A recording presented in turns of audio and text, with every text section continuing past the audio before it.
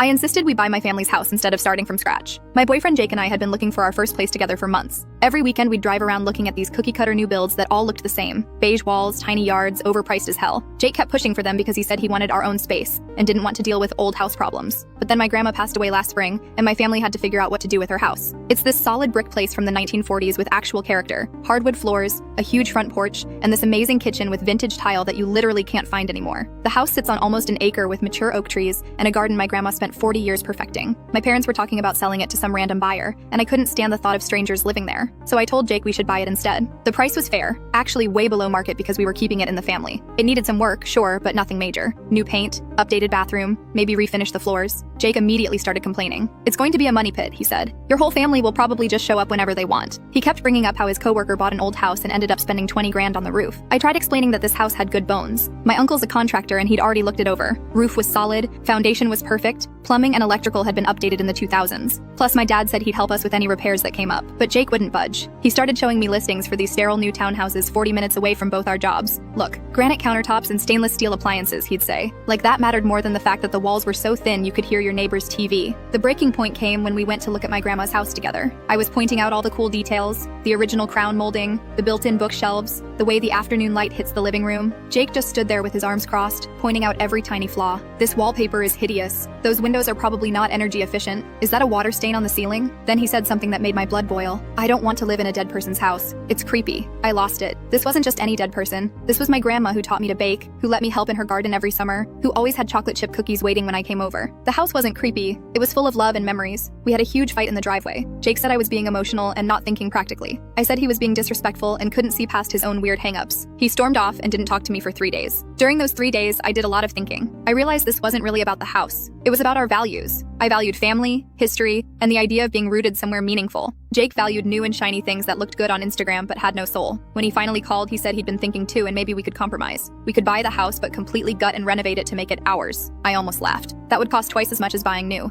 and it would destroy everything that made the house special. That's when I knew we weren't going to work out. If he couldn't understand why I wanted to preserve my grandma's kitchen where she taught 3 generations of women to cook, or why I wanted to keep the porch where my grandpa used to sit and wave at neighbors, then he didn't really understand me. I told Jake I was buying the house with or without him. He said that was crazy, that I couldn't afford it on my own, that I was making a huge mistake. But I'd already talked to the bank, and with my stable job and the family discount, I could make it work. 2 months later, I moved into my grandma's house alone. I kept most of her furniture because it was beautiful solid wood pieces that would cost a fortune to replace. I painted the walls warm colors that complemented the original character instead of fighting against it. I learned to tend her garden and actually got better tomatoes than she ever did, which I like to think would make her proud. Jake moved into one of those bland townhouses with his new girlfriend. Last I heard, they were dealing with foundation issues because the builder cut corners. Meanwhile, my 80-year-old house is solid as a rock.